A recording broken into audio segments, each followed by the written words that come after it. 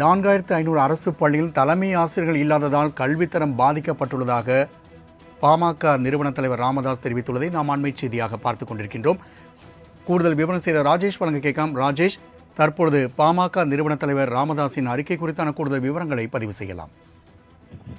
4500 அரசு பள்ளிகளில் தலைமை ஆசிரியர்கள் இல்லாததால் பாதிக்கப்படும் கல்வித்தரம் என்ற அடிப்படையில் ஒரு அறிக்கையினை ராமதாஸ், அதாவது பாமக நிறுவனர் ராமதாஸ் தனது எக்ஸ் தளத்தில் பதிவிட்டிருக்கிறார். அதன்படி தமிழ்நாட்டில் 2994 தொடக்க மற்றும் நடுநிலை பள்ளிகள் உட்பட 4500 பள்ளிகளில் தலைமை ஆசிரியர்கள் இல்லை என்ற ஊடகங்களில் வெளியாகியுள்ள செய்திகள் அதிர்ச்சி அளிக்கின்றன என குறிப்பிட்டிருக்கிறார். மேலும் அரசு பள்ளிகள் திறக்கப்பட்டு ஒரு மாதத்திற்கு மேலாகியும் அரசு பள்ளிகளுக்கு தலைமை ஆசிரியர்கள் நியமிக்கப்படாதது கண்டிக்கத்தக்கது என குறிப்பிட்டிருக்கக்கூடிய அவர், தலைமை ஆசிரியர் பணியிடங்கள் நிரப்பப்படாததற்கு தமிழக அரசின் அலட்சியம்தான் காரணம் என்று குற்றம் சாட்டியிருக்கிறார். மேலும் அரசு பள்ளிகளில் ஏற்கனவே கடுமையான ஆசிரியர் பற்றாக்குறை நிலவுகிறது.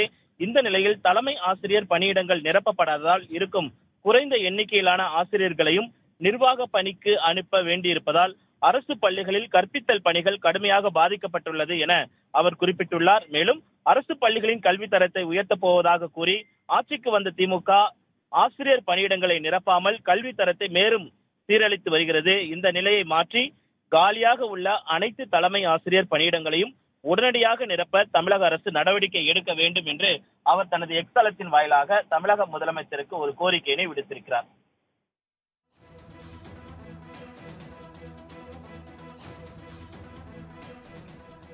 அரசு பள்ளிகளின் கல்வியின் தரம் பாதிக்கப்பட்டுள்ளதாகவும் கல்வியின் தரத்தை உயர்த்தப் போவதாக கூறிய ஆட்சிக்கு வந்த திமுக ஆசிரியர் பணிகள் நிரப்பாமல் கல்வியின் தரத்தை மேலும் சீரழித்து வருவதாகவும் பாமக நிறுவனர் ராமதாஸ் தெரிவித்துள்ளார். இது குறித்த தகவலை பதிவு செய்தமைக்கு நன்றி ராஜேஷ்.